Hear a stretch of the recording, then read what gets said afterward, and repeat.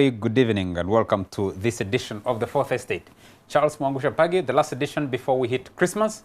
We'll see what happens on Christmas Day. If the weekend after Christmas, whether we'll be able to hold another Fourth Estate talk show. If we don't, then I need to start by wishing you all a Merry Christmas, which I did last Sunday.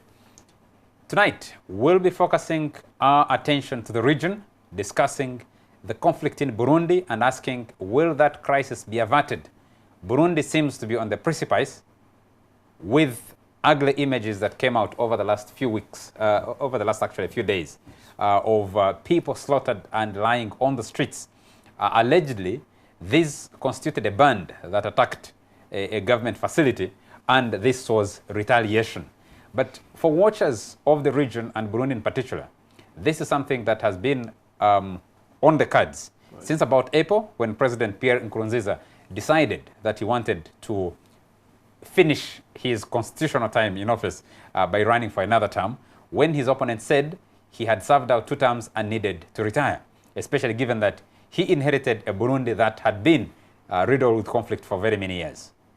Will that conflict be averted? We have had comments from Rwandan President Paul Kagame. He said, if your people say we don't want you, listen to them, get out of power. But President Kagame was a beneficiary, or he's going to be a beneficiary of a referendum that was held on Friday that allows Rwanda to lift term limits only for a limited period of time, up to 2034. 2034 will be a different arrangement. This one goes up to 2024, and then after 2024, it will be reduced to 5-year terms. Yes, the term will be reduced from 7 to 5 years, right. So that, and he'll still be eligible to run for another 2. Yes.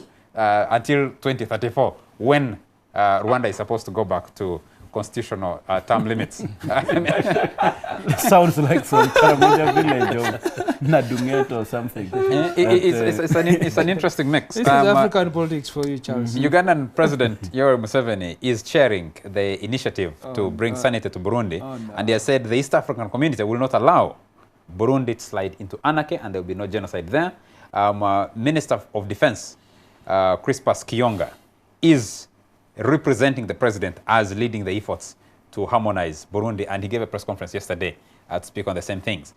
We thought we'd discuss about Ugandan crime preventers, because there is some connecting line between when people get armed or people get agitated in a militant way, and how they can end up. But we'll discuss that at another opportunity when we have some representatives from either the police or the crime preventers themselves to speak for themselves. Let me introduce in studio tonight, Moses Kisa is a student of African politics. That's right. Actually, more appropriately, I'm a candidate now. I'm no longer a student. I'm a PhD candidate in the sense that in a very short time, I'm going to be defending my doctoral thesis, and I'll go on to graduate pretty soon, in a few months' time. So I moved away from being a student. Where are you pursuing this from? That's Northwestern University, which is in Chicago. In Chicago, the United States of America. USA, that's right, yes. We also have a man who was in charge of this region at some time, following the security pulse of the region, as actually of the region and beyond, as a Director General of the External Security Organization, but that was only until 2003. Well, 2 terms, Chief. Yes, served 2 terms until 2003. He didn't increase his term limit. I don't think they allowed him to. Or maybe he didn't want to. But David Pukol, David, very nice to have you here once again. Yeah, good evening, viewers. It's a pleasure being here, Charles. And Dismas Nkunda. Dismas Nkunda is a journalist. He's an expert on refugee law. Refugee law? Refugee law, genocide prevention, international justice. International justice. Very nice to have you. Thank you, Charles, for having me again. Dismas, let me start with you. When you saw the latest images that came out of Burundi, what came into your mind? You and I have had this discussion in this studio before. Yes. We also had this discussion with Edgar Mvunyi-Tabaro and a few other of our friends here. On the online intellectuals. And the line intellectuals. And actually, he's been a guest in this studio, and we're discussing Burundi at some stage. Yes. But when you saw the images come out of Burundi, of the bodies on the streets, particularly Bujumbura, because we can't speak for the other parts of Burundi. Yes. The government insists those parts are peaceful. It's only sections that are in crisis. What came into your mind? Well, it's no surprise, Charles, that these are things that we have been speaking about for quite some time. We started shouting about Burundi way back in April, telling people that actually what is happening now was going to happen, but no one listened. Now, when the pictures came out, my first understanding was that it is an area called Chibitoke. Chibitoke happens to be a suburb, which is mainly, you can call an area that the government fears most, because that's where strong youth, very vocal against the third term Nkurunziza's work, they reside. So when the pictures came out, it just gives you a reminder of exactly what we were having in Rwanda in 1994. And remember, I covered the Rwanda genocide, and the same pictures, the same manner. The difference with this one is that most of them are tied Kandoya, most of the dead bodies. So by the time the person even takes to the level of first tying the person in Kandoya and then shooting the person, then really there must be quite some level of insanity that is happening in that country. It's very sad that Burundi can go that way, and we are here still talking about intervention. The Burundi government says these were a band of bandits that attacked a police station. There is some credence in terms of what the Burundi government is saying. There are insurgency in terms of when the individuals who are demonstrating against Nkurunziza were defeated, so to say, after he was elected.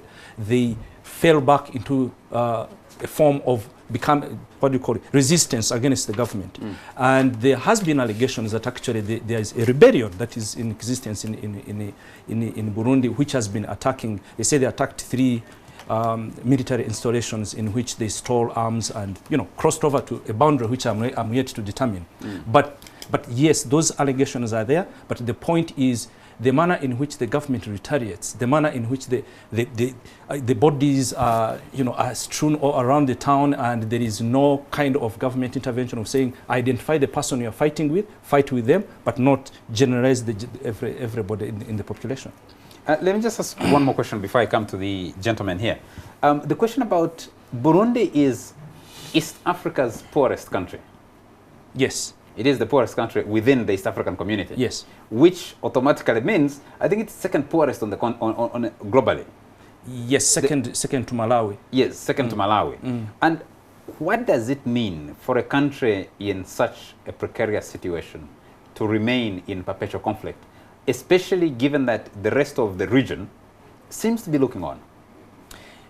First of all, I think, just for historical purposes, at one point during the reign of President Bagaza, who used to be a refugee here in Uganda, Burundi was actually one of the most self-sustaining economies in East Africa. In East Africa, the whole region. But of course, even loaned Uganda. Yes, it had to loan the NRA in terms of when they were having their war. So it was one of the most self-sustaining countries in the region. So, but because of governance and changing in terms of the different conflicts, the 1972, the 1994, all these were genocidal, very serious conflict times. There has been a dearth of development-oriented, and there has been too much compromise on the different political scenes.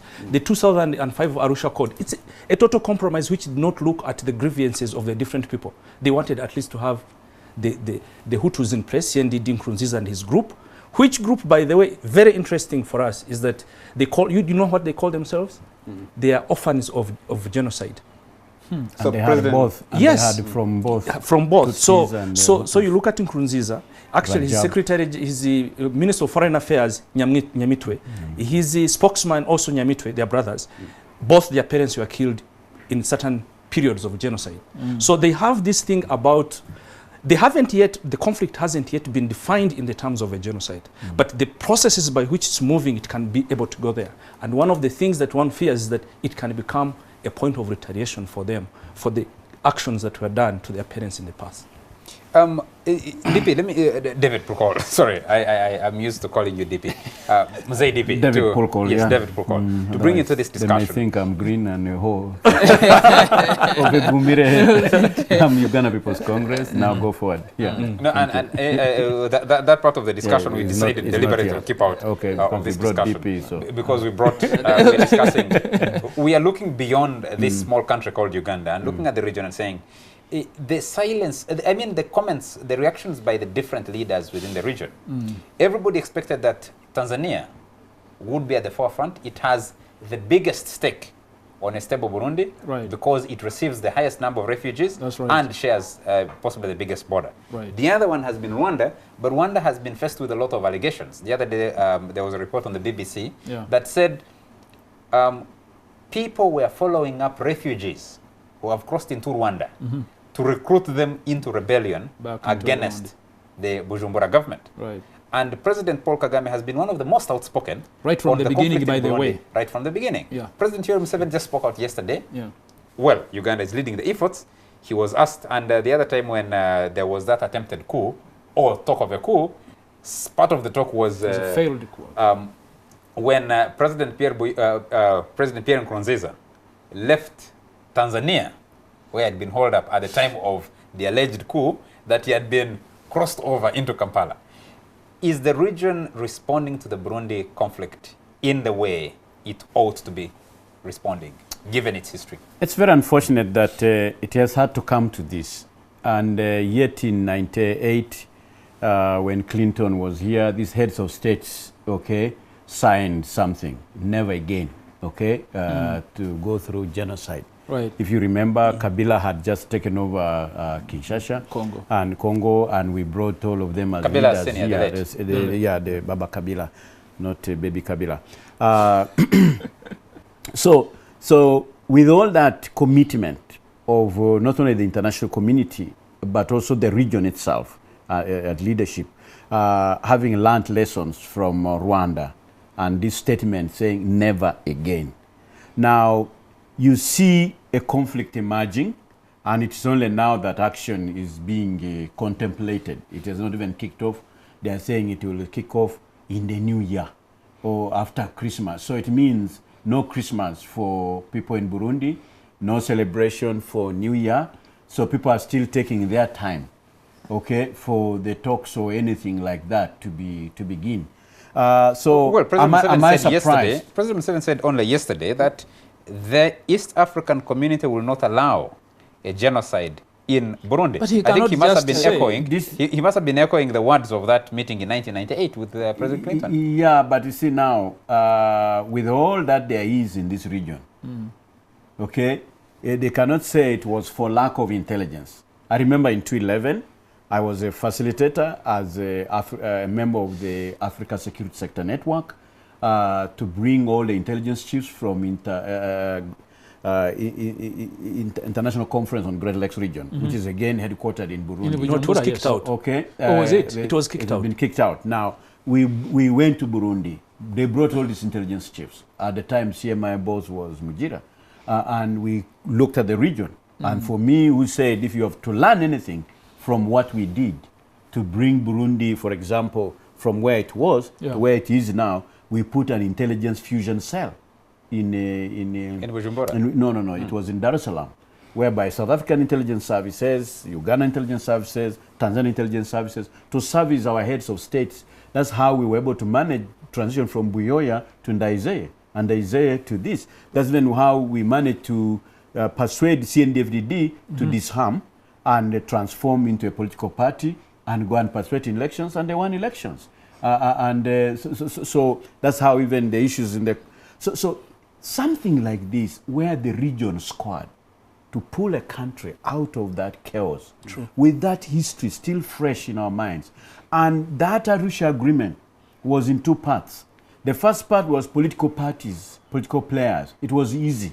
Mwalimu Nyerere was the chairman, and then when he died, Museveni became the chairman. So, and then Mandela was the mediator, and when he, after signing that agreement, remember Clinton even came to Arusha, yes, to the signing of that one. But to get the rebel groups to come to Arusha Peace Accord was such a tough thing that we had to, as intelligence services, had to bring all our resources and our analysts together, our intelligence together, in order to support our leaders. That's how we were able to bring, because they were splitting from Nyangoma to, I think, Nkurunziza, then another splinter group again was living in Holland and so forth. So how to get all this together. And then we had to get South African boots, South African troops in Burundi. Onto the ground, yes. And therefore, as part of Africa Union. And then those who were in exile came. And Nkurunziza, yes, didn't we give him, was it a passport to be able to travel? Because he had been condemned. He was already sentenced in absentia. He was supposed to be hanged. But how would he is leading this group? How does he come to participate in bringing peace into this process? You can tell us the process of Museveni actually appointing. This is exactly that. How can Museveni now, with all these players... Moses, bear with me. I'm reluctant to break this, the discussion you're sharing with us. Giving the background, Yes, this background, because it is important. It is important. To understanding the conflict. Yeah. But just, if you can quip in a little. Yeah. Andrew Mwenda writes in The Independent. Yeah. And he argues and says, do the people of Burundi a favor. Yeah. Let them sort themselves out. Don't intervene. And he argues and says that if, a study of conflicts globally found that almost more than 50% of the conflicts that are allowed to fester. No, 80% of conflicts that are allowed to fester and resolve themselves do not recur. There is a higher recurrence of conflicts that are resolved on the table. You pull people together, the processes that Purkol and his friends went through to try and bring Burundi out of a crisis. But you deliver it. It's a formulas. Yes, it's a Pyrrhic victory that is actually not sustainable. So there's an argument. Let them sort themselves out. Once they have fought, a group that emerges strongest will establish control. He actually uses the example of the national resistance movement and says, until the NRM was able to quash all the other... And get a decisive military victory. That's usually Andrew's language. Some level of stability. Yeah. Does that argument hold current? No, it doesn't. You see... Well, he's backed it up with statistics. No, but you see, statistics can be anything. Somebody can conjure up statistics and use them. I do not think that it makes sense at all in the 21st century for somebody to argue that human beings should be left to kill each other until they reach a logical conclusion of slaughtering each other. Surely, I mean, that cannot be entertained. You see, Andrew is making an argument that sounds fancy and theoretically sound.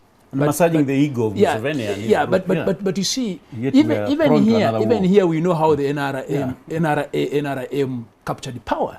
There had been an internal meltdown in UPC and UNLF, and the coup, the July 1985 coup, is actually what facilitated Museveni to capture power. At one point, NRA had been pushed back so hard, they were actually being defeated. So it's not even entirely accurate to say that the NRA won a decisive military victory, as Andrew likes saying. But back to Burundi, Charles. You see, Burundi presents a very deeply disturbing situation for the African continent. And it goes to testify to what many cynics say about us Africans and African politics, that we are incapable of managing our own affairs. Somebody like my friend Tim Kaliegera would be telling you that, I always tell you guys, you Africans are just a hopeless lot. You can't manage your own affairs. Pierre Nkurunziza, having been president for a good 10 years, for heaven's sake, you have done your bit, you were a rebel, you fought, killed many people, you have come to power, you have ruled the country for 10 years.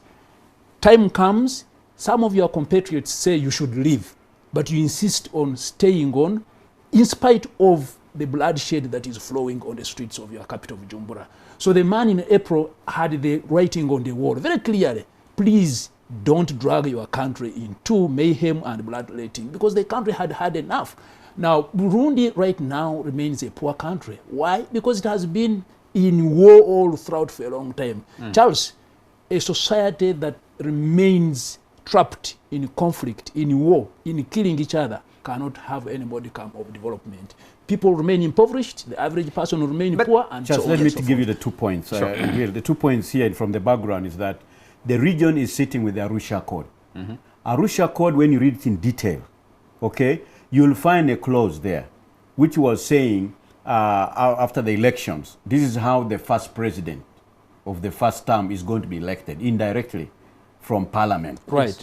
Yeah. But that election will be part of the first term. They agreed on term limits, 2 term limits. Right. But the first term, indirectly though elected, was going to constitute part of the 2 term limit. When this group went back to Bujumbura and crafted now the new constitution, borrowing from the Arusha Accord, they only picked the first part of that particular article, agreed on the 2 term limits, and put even how he's elected, but then did not carry the whole of it, which says that term Is part of the... is part of. Right. Now, that is one. For analysis purposes, Yeah. aren't we beyond discussing whether Pierre Nkurunziza should have taken, because he's already into his Because you are saying, how did we get here? Yeah, we are trying to understand how the this conflict. started. You know, the fighting, the violence, and the problems in Bujumbura began when Pierre Nkurunziza insisted he has to stand again. And I'm also saying the regional leaders are the ones who have let us down, because they're sitting with the document. Can we discuss the regional leaders after a short commercial break? We'll be right back. Oh, okay.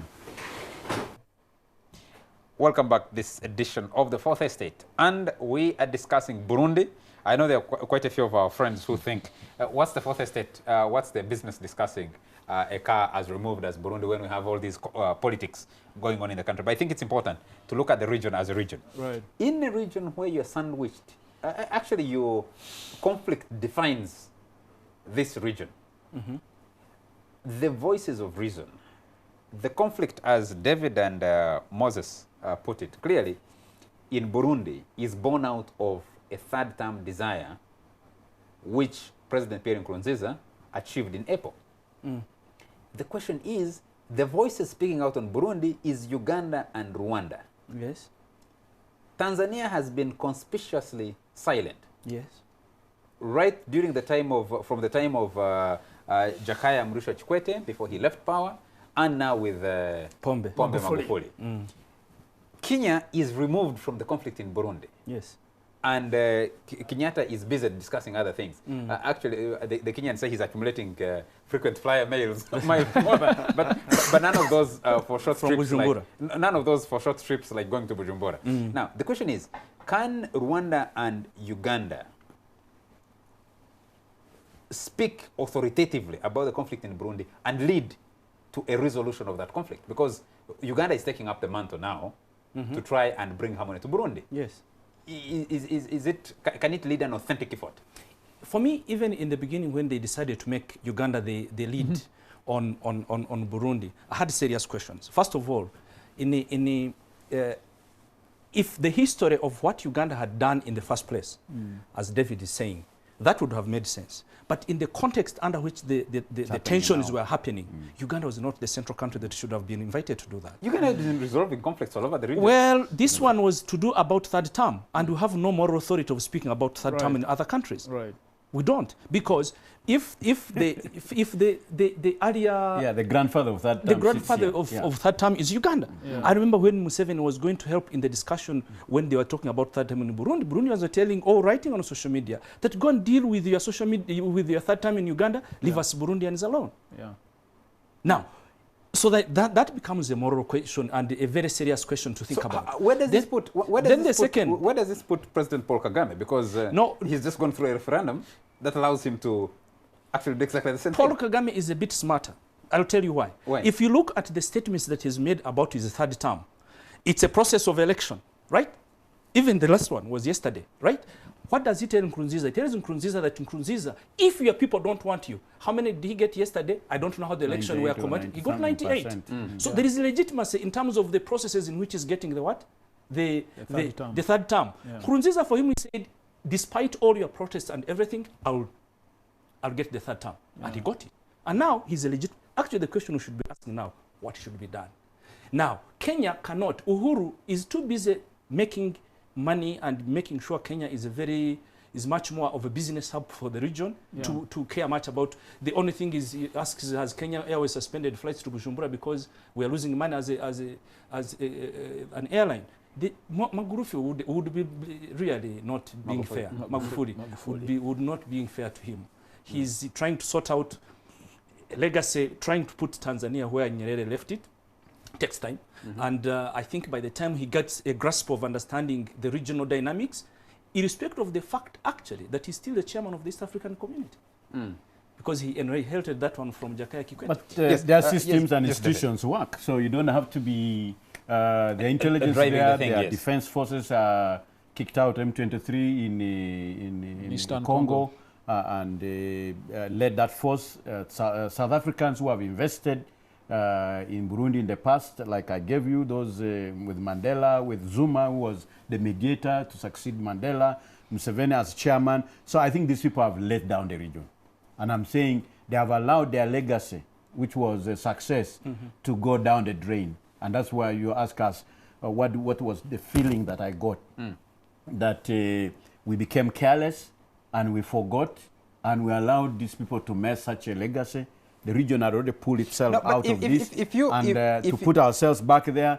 And now, after it has all happened and it's happening, and the rest of the world is shouting louder, and now until they say, okay, have this money, European Union, start a dialogue. So is any of our countries that has pulled resources to start that dialogue process? Until somebody else says, take this for your militaries, go in. But why must Mr. Pukol, and these are the same African leaders to what you did. Complain about imperialism. You got sellotape and held together those broken pieces in Burundi.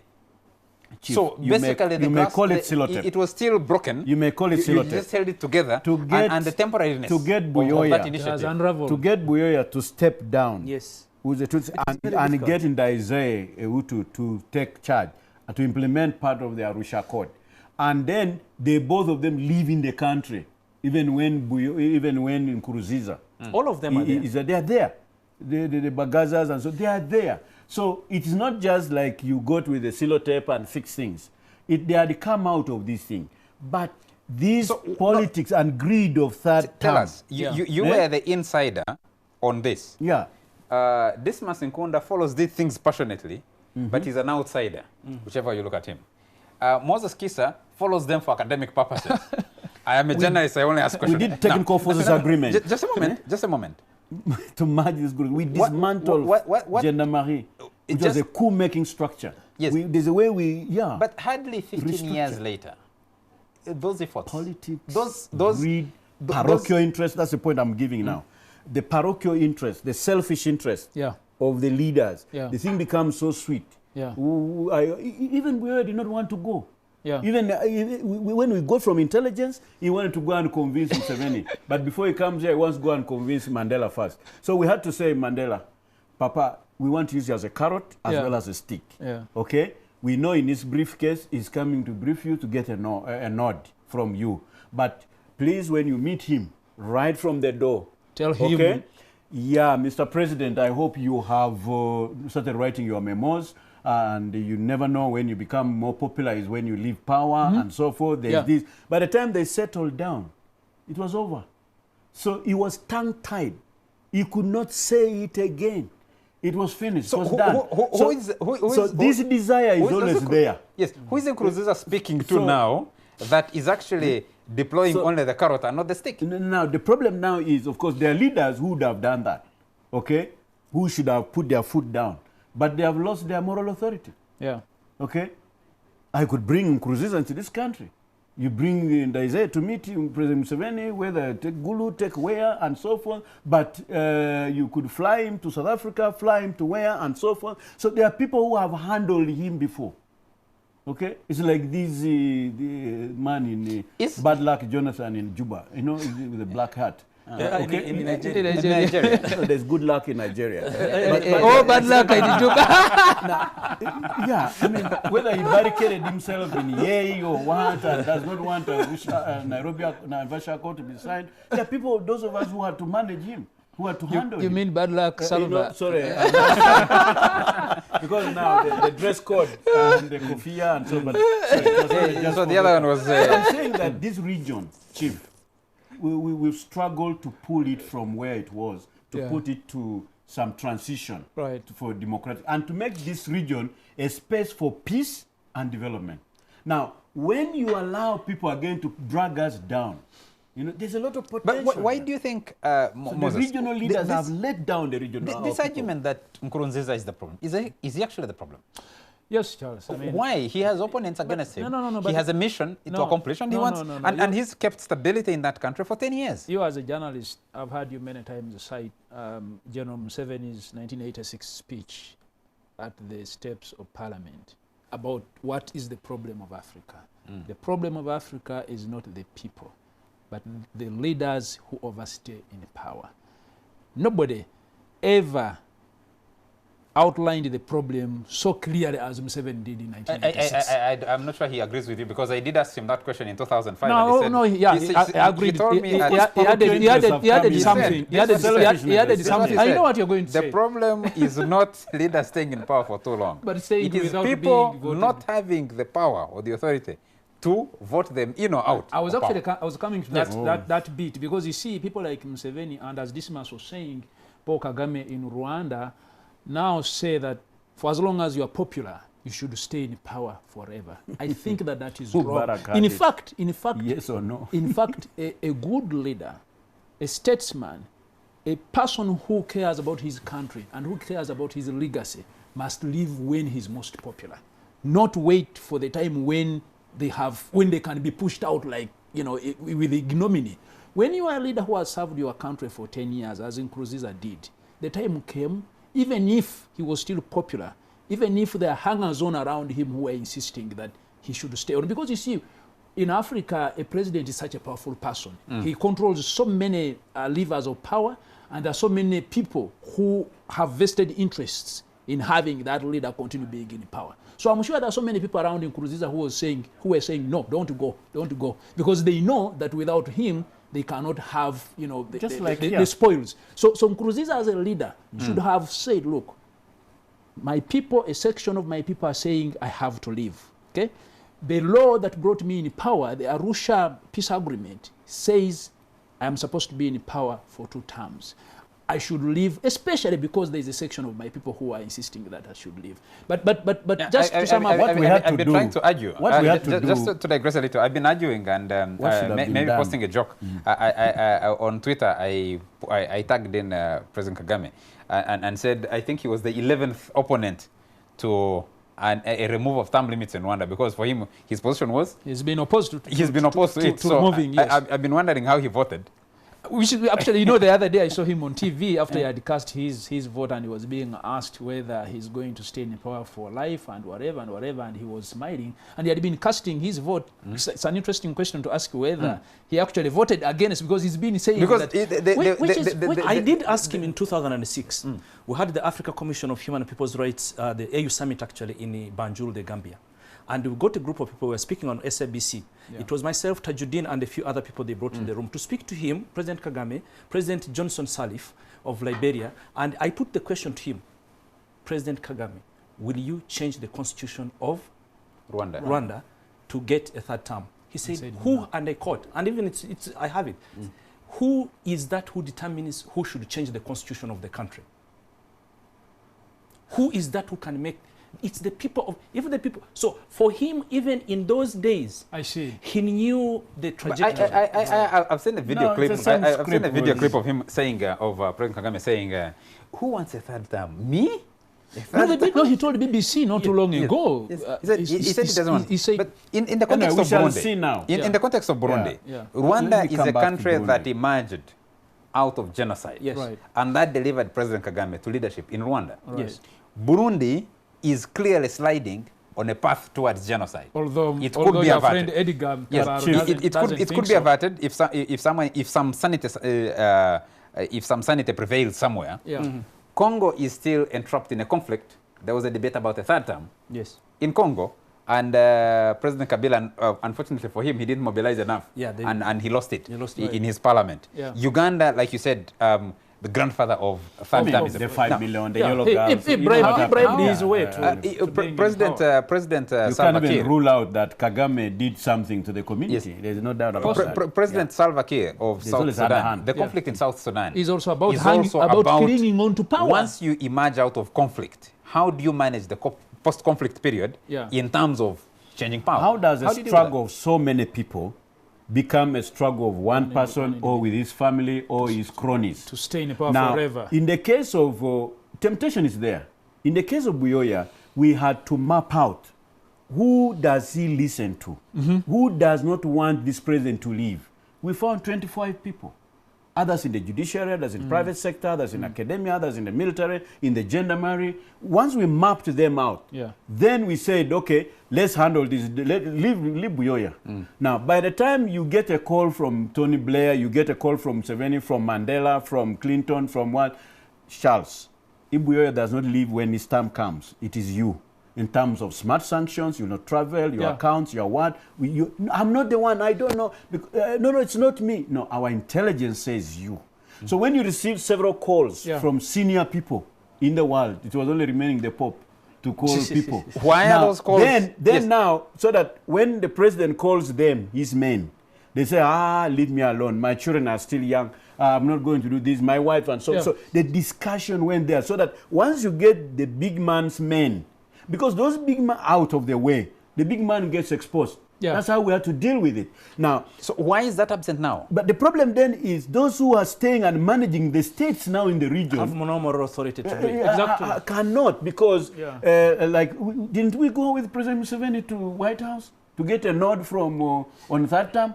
And Bush said, I hope you're ready to partner with us on HIV/AIDS in Africa, on what? In a small country like Uganda, you're too big for it, and so forth. We want really, and then he said, yeah, so long as I can stay in Uganda because I don't like the foods you eat here, and so long as, but that question, Mr. President, will be determined by the people of Uganda. You see now, the same script that Kagame is giving. They always hide behind the people. When actually they have... In the case of foreign intervention, we're coming back to discuss this after a short commercial break. We're coming back to discuss the question. Is foreign intervention the panacea to peace not necessarily. In Burundi? No. That's what we'll discuss after a short commercial break. Welcome back to this last segment of the Fourth Estate, and we're discussing the conflict in Burundi. Will that country, the smallest and most impoverished country in the East African community, be pulled back from the precipice of a genocide, especially given that this is a region that took a vow never again after the 90 days of mayhem in Rwanda, which neighbors Burundi. Actually, they're supposed to be Rwanda, Urundi. They're the same people. Let me come back to you, Dismas. You have all these former presidents of Burundi who were part of the architecture that created the current semblance of stability in Burundi. They were part of the history of conflict in Burundi. And just like you said, President Pierre Nkurunziza himself is a child of conflict and a victim of that conflict. Can't Burundi look into itself to resolve its issues? Before we find people to blame, Museveni to blame in Kampala, Kagame to blame in Rwanda, Uhuru to blame in Kenya, and all the others. If I went through a narrative of saying that Burundi internally, they tried, actually, the current government of Nkurunziza, so to say in his own definition, is a broad-based government. Because it includes some other people from the opposition. Gaston Rwasa is a deputy speaker of parliament. So in his mind, he believes that this is a government of national reconciliation. Isn't it in actual terms? If he is not getting the problems that's getting, he didn't resolve anything. It's the cell tape you are talking about. You cell tape a few things together and you think it's a ball. You kick it once, it gives way. So now, inside the Burundi, actually, for me, and that's, I don't know about David Purko, they have enough resources, enough people who can be able to tell. The last time they did, they signed a letter. They wrote to Nkurunziza himself. It was signed by all former heads of states. There was Bagaza, there was Buyoya. They're all there. All there. And they are all in Bujumbura. And they told him, it's wrong. You are misinterpreting the Arusha Accord. We were there during its formation. Why are you misinterpreting it for your own good? We have already accepted that we are not going to participate. We are sitting at home. They are all what do you call them? Their parliament is called what? The Senate. They are senators. All of them are senators. So they even interact with him on that level. So the question is, someone, even if asked him, in Burundi is the system of Abashingantahe. Abashingantahe are the elders who can be able to advise a person. Now they have also a group of women, they are called Abachenyera Migambi. Abachenyera, I understand Kirundi a bit, so I don't confuse you with the Abachenyera Migambi. These are women, old women who will give you reasons why you should listen and be able not to cause mayhem between the different groups of people. But Nkurunziza has refused. Now, Nkurunziza is a bit stubborn. He has seen other people in the region stubborn, and he doesn't want to seem as if he's the weakling who cannot hold the third term and have it. CNN factor, copycat, cut and paste. Let me put that right to you, because the third term you're part of this discussion. Why can't Burundi, why can't the regional players allow Burundi to use its internal resources, especially the human resource, that wealth of former leaders, that respect to age, hierarchy, and stuff like that, to resolve its own conflict? I think where they have reached now requires, like even a magnet. You need to rub it on another magnet, okay, which has lost its power, to remagnetize, so that by the time you withdraw this one's now able to pick the nails and so forth. So I think it needs now a combination. That's the point I'm making. That from the region, from the AU, from the international community, and friends of Burundi, okay, and then within Burundi, tap into those resources, into those manpowers, okay, make them part of the mediation process. You go into Burundi to strengthen those moderate elements, because even that what we had to do was there were extremists on this side of the Tutsis, extremists on this side of the Hutus. So we had to construct, we came with a model to build a Burundi based on moderates.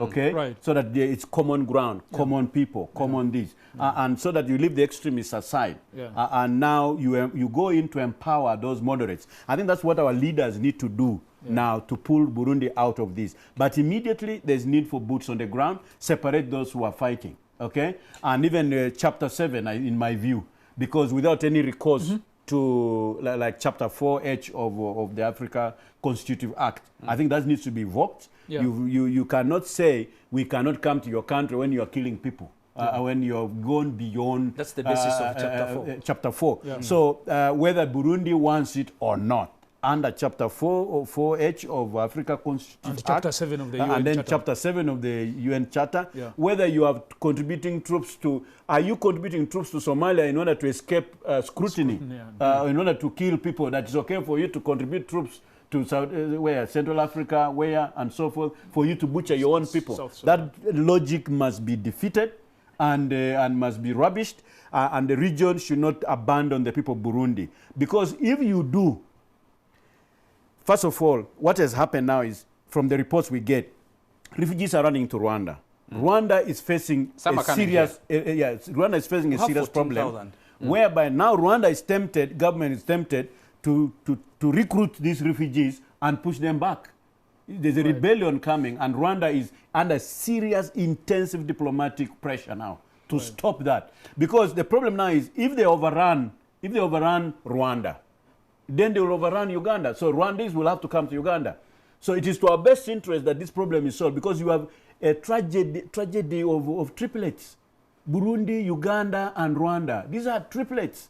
You know, because when you look at the configuration, they are Burundians who are Ugandans. That's right. Because that conflict has gone for many years. They got displaced, they came here, and their parents got married here, and they were born here. And they, the other day, President Museveni talked about Bukenya's father, for example. If you track, so there are people even in Tungamu, even in the Kato corridor here, in this place where they did not want the Kabaka to go the other day.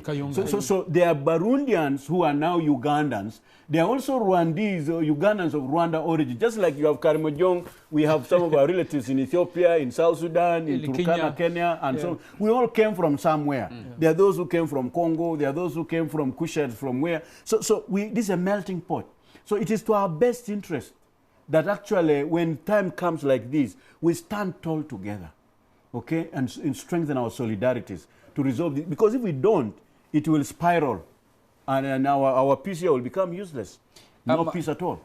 Moses, in fact, I want to challenge Museveni, who says he brought peace, that there is peace now everywhere in Uganda. Now, if there is peace, where are you moving with that heavy convoy? Why are you closing our roads whenever you pass here? We're discussing Burundi.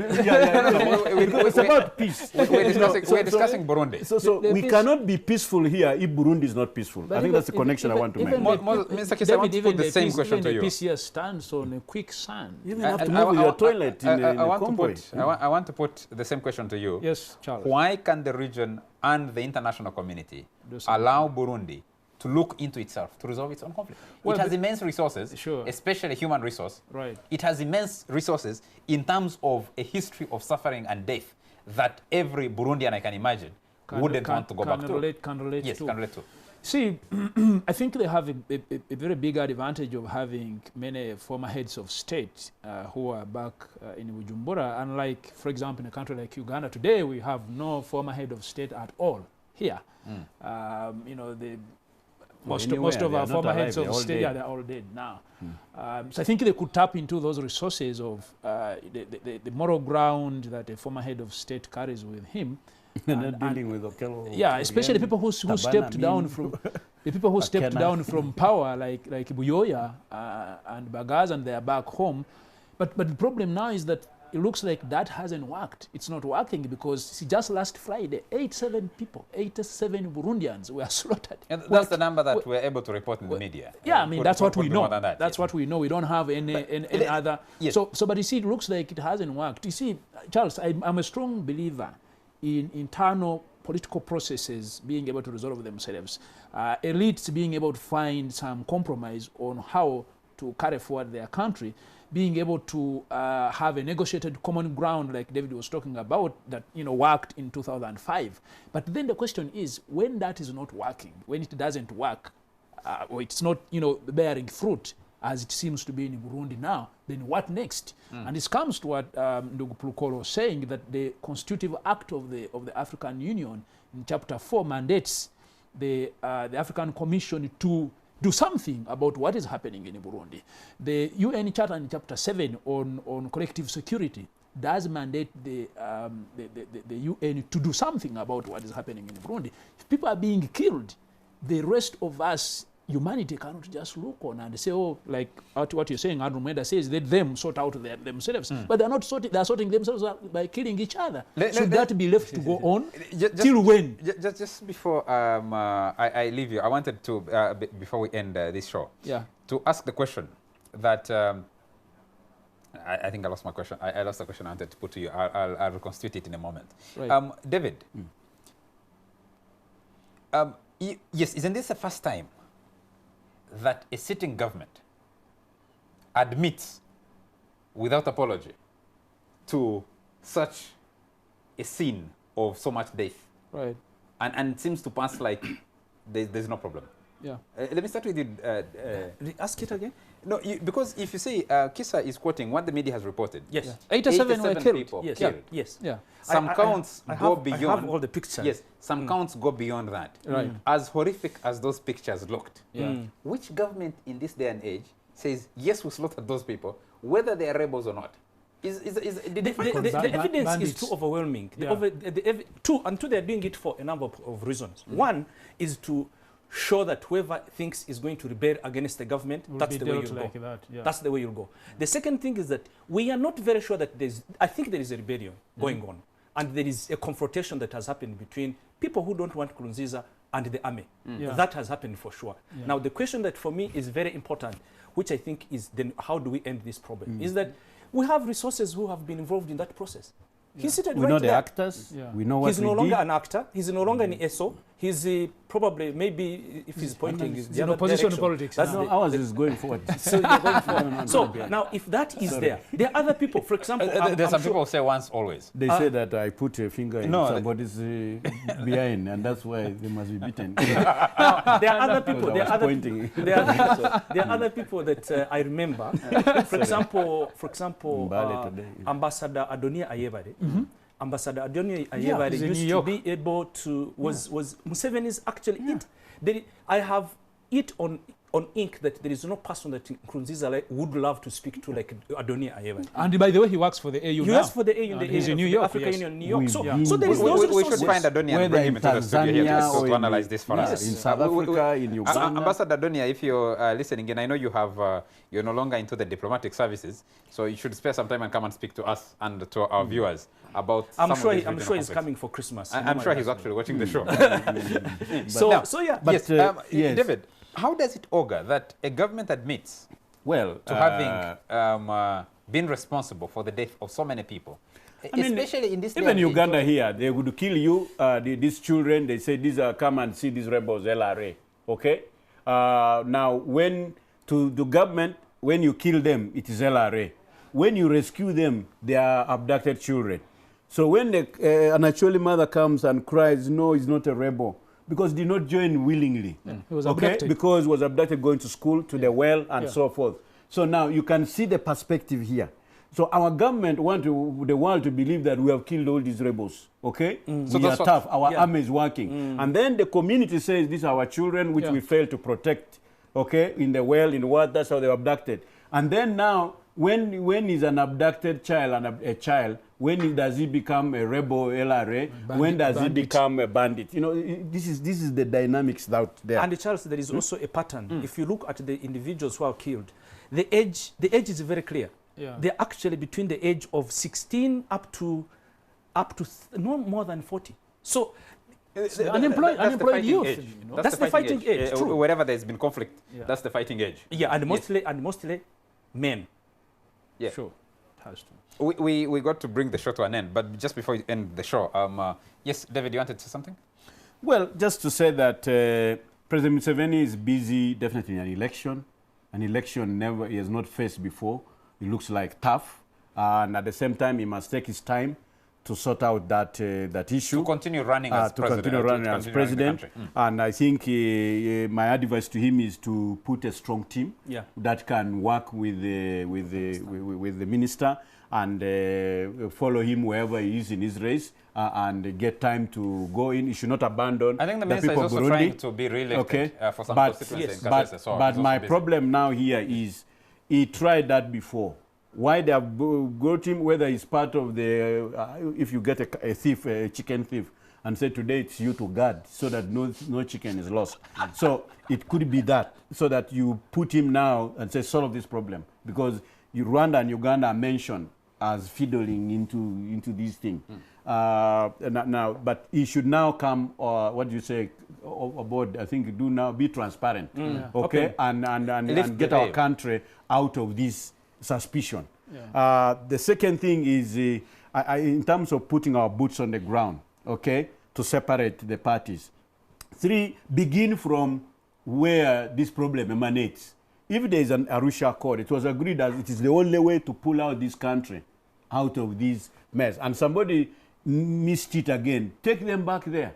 And even if it means putting your foot down and getting Nkurunziza out. Sorry, your experiment is Burundi not might working. say that it went forward after the Arusha Accord. Well, this is now Africa Union now. This is now Africa Union now coming in. You meant to forward, like proper forward, or where do you begin from? That's the point I'm saying. There's a compass, there's a map now. You are not just groping into the dark. There's where you can begin from, so that these clever fools in the region do not pull us back. So that the region... your last word. Charles, you see, I'm not entirely sure that Uganda has the moral credibility, the moral authority to be the one leading efforts towards bringing about peace in Burundi. As we said earlier, we are a bad example for the problem in Burundi. If the root cause are of you saying that in spite of the overwhelming evidence that Uganda has actually helped resolve some regional conflicts? Sure. Starting with Rwanda, the DR Congo. But we have also done a great job. When of they reach exporting. Kinshasa, you conflict with them. When they reach Kigali, you conflict with them. When they reach Juba, even now, those troops, didn't they come to our land recently? So what is wrong with us? Charles, we have contributed towards... We are not fighting with them. We have contributed towards regional peace and security. We have also contributed towards a lot of regional insecurity and violence. So I think that for Burundi, my call would be for Tanzania actually to take the lead in this, because I think Tanzania occupies a higher moral ground in this kind of controversy.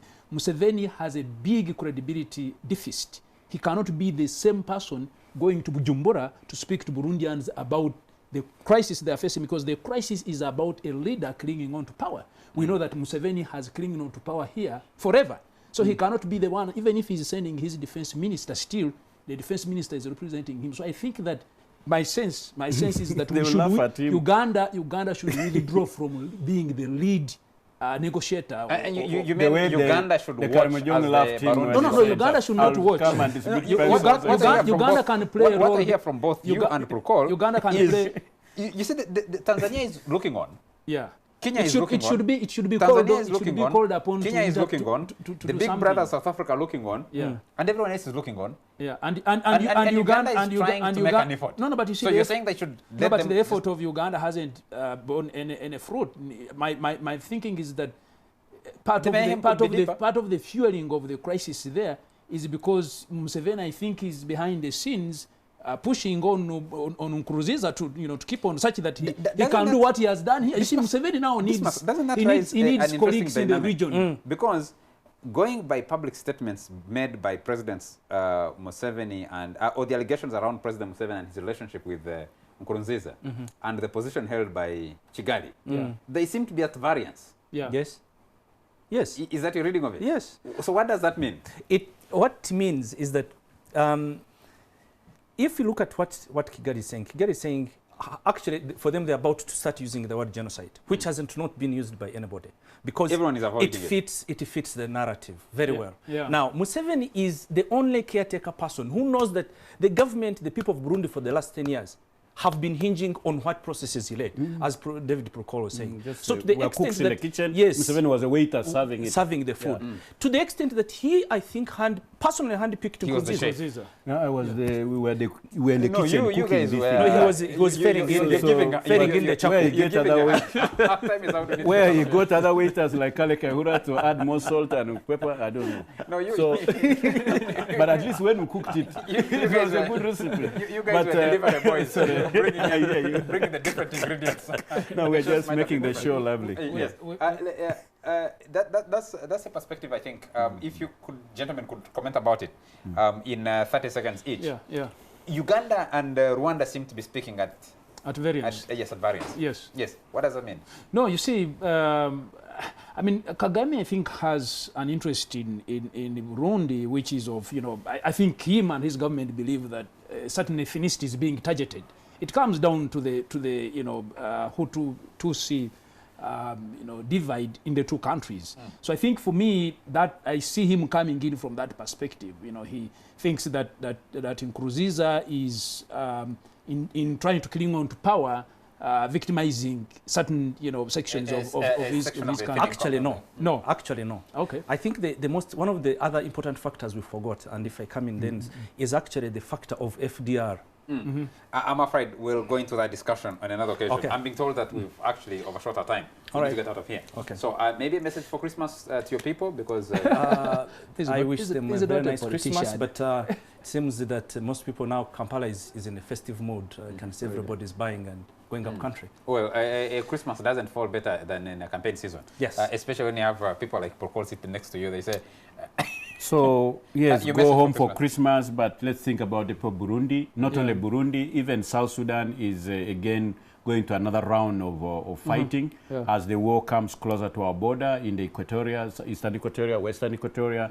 I don't see that being fixed. And there's the two sides. Now, if again Burundi is not handled and the Western border is also... So please, those who are in charge of our state affairs, the Katumba Wamalas, the Kale Kaihuras and so forth, and the Director Generals, please take special note. Don't be embroiled in this politics and campaign. Please help manage all these pressures so that our country remains stable, but also consolidate our security so that we can enjoy Christmas and New Year. Thank you. Moses? Well, there has to be life after Christmas. You see, the way many of us Ugandans approach Christmas, it's as if Christmas is going to mark the end of the world. So people have to, celebrate Christmas, bearing in mind that there is a life after Christmas. Not spend every penny. Come after Christmas, all of us are broke. We can't even take kids to Thank you very much. And from me to the viewers and all Ugandans, we are going into a unique Christmas when we are into an election process. Yeah. Use the Christmas period to think through, scrutinize the people offering themselves for leadership at every level, especially the big general election, which will be for Member of Parliament, District Chairperson, municipal mayors, and the President. Yeah. Scrutinize them, take the time to read the manifestos, to ask the questions that you need to ask, consult with your pastors if you need to consult with your pastors, and when you make your choice in February, make that choice after thinking through exactly what choice But you if make. they give them money, they Also eat reject, also reject their hate speech. Don't hate reject anybody. hate speech. Yeah. Don't sell your vote. They say Yes. you should, they shouldn't sell their votes, and they shouldn't fight each other. Yes, they shouldn't just fight each other, because I think around this time when they drink one too many, they might begin discussing between Nkunda and Charles who are they shouldn't go into that. Thank you very much to all the team, especially the production team that has stayed with us throughout the year, pushing the fourth estate, and especially to you, our viewers who have continuously supported the fourth estate. I should also mention the entire management of NTV. Thank you very much, and wish you all, ladies and gentlemen, a Merry Christmas. We hope to see you before the new year. I think we should. Have a good night.